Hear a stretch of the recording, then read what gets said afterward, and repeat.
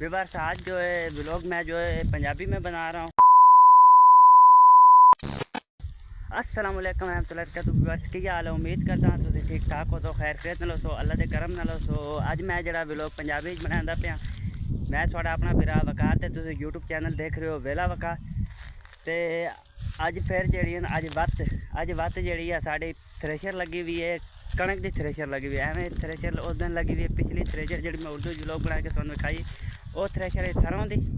तो हुण कणक की थ्रेशर लगी हुई है। कणक की थ्रेशर तो पहले जो इतने मैं खड़ा है, पिछे जोड़े बूटे ने सारे मेरे हाथ से लाए हुए। निंबू ये बड़े जोड़े निंबू ने, निंबू छोटे निंबू जिन्हें ने सारे मेरे हाथ से लाए हुए। मैं इस वजह तो बहुत टाइम व्लॉग पोस्ट नहीं कर सके, इधर मैं मसरूफ रह गया।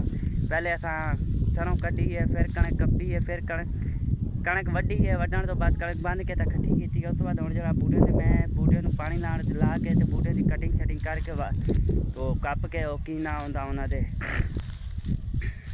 टाणियाँ शाणियाँ सुक्कियाँ कप के तो इन्होंने चिले बना रहे हैं। तो वो भी तुहानूं विखाना, तुहानूं सारा मतलब विखाना है। वेख लो तुसी ये जेडे बूटे ने, ये छोटे बूटे जिन्हें अगे तो छोटे बूटे जिन्हें भी हैं सारे मेरे अपने हाथ के बूटे ने, इन्होंने मैं चिले बनाए। ये देख लो, ये ज़मीन की सूरत हाल। ये चिल्ला एवं होंगे कि मतलब बूटे की सफाई करके तो थोड़ी जी थले ज़मीन हो, जिस टाइम पानी की खोट होती ना उस टाइम एवं का चिल्ला बनाई दा, उस वास्ते कि बूटे में पानी ना लगे तो नाली के जरिए चिल्ले जमीन में पानी ना लगे तो नाली के जरिए चिल्ले में पानी लगे। देख लो जिवें नालियाँ फिलहाल नहीं कटियाँ क्योंकि टाइम कम आया, नालियाँ नहीं कटियाँ। इस वजह तो मैं चिल्ले बना रहा। चिल्लियाँ शरियाँ तो फारग होने तो बाद एक पानी लग गया, इन्होंने दूजा पानी जिस टाइम लावांगे ना उस दे नज़दीक नालियाँ भी खड़ लावांगे। ये देख लो ये बूटा, यदि वो थलो कटिंग शटिंग की भी है, विखाना सुन कटिंग। ये देख लो अजे कटिंग जी है थोड़ी नाजुक ही की है, क्योंकि जे जमीन तलो सख्त हो जानी। इस वजह तो पहले मैं चिले बना रहा, चिले बनाने तो बाद इंशाल्लाह दोबारा ना जेडे अगर फालतू फंड की टाणियाँ हैं ना कटिंग शटिंग वो दोबारा मैं करांगा इंशाल्लाह। ये चिल्ला उन्हें भी चिल्ला दो बूटे चिल्ले हैं, बाकी बना रहे हैं इंशाल्लाह। हौली हौली जावे कम तो बाद टाइम लगता, माल शाल तो बाद इन्होंने बनाना। पहले कणक इस पासे पे थी, उतों निकले पानी एक आया, पानी लाने तो बाद फिर हूँ जगह नरम हो गई तो जो चिल्ले बनाने। अज कणक की थ्रेशर है, चलो चलता मैं कणक की थ्रेशर विखाना। उत्थे इत्थे जी है साड़ी कणक है, इत्थे वो सामने जी है बहुत ही धड़ पई है। ये देख लो जेड़े कटिंग शटिंग करी दी, जेड़े कंडा निकलता हुए इस बूटे के कणियां का ढेर है, अजे इस तो होर भी निकलूगा। साड़ी कणक निकल चुकी है, चाचे की जी कणक वड्डी है, कट्टी हो गई है। तुम तेरा दिखा देना, उस तो बाद कुछ कट्टी रही है बनने वाली है, वो भी दिखा देना।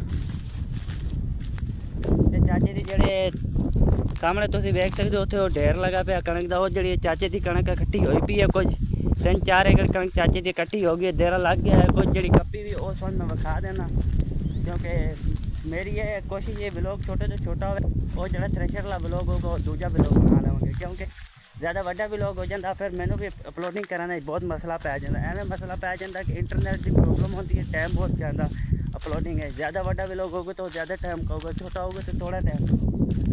ये कप्पी भी कणक तुहानूं कहता पाया, वो तो बद्धी जी खट्टी हो गई है। एक कप्पी भी और इधर भी बद्धी थी, वो भी विखाना।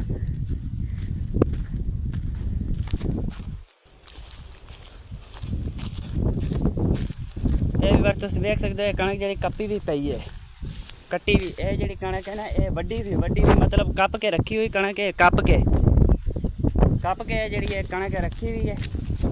ये देख सकते हो, ये जोड़ा चक्कुआं का बाग मेरे चाचे का बाग है, चक्कुआं का बाग है। कप के कणक रखी है, उस तो बाद 4-5 दिन सुकती है, सुकने तो बाद फिर कणक बनी थी है। देख लो ये भरियाँ बधी पियाँ, ये तुम देख लो ये भरियाँ जड़ियाँ पन होंगी ना, पन के नाल बधी हुई ने। देख भरियाँ पन के नाल बधी हुई, इत्थे वो इस सारे उधर भरियाँ ही बधी पियाँ, उधर देरा लगा पाया। तो चक्कू का बाग है। इसी के नाल करते हैं ब्लॉग का एंड। उम्मीद करते हैं तुसां को ब्लॉग पसंद आया हो तो साडे चैनल मेरे चैनल वेला वकार लाइक सबसक्राइब कमेंट करें। तो हुण मिलता नवीं वीडियो नाल।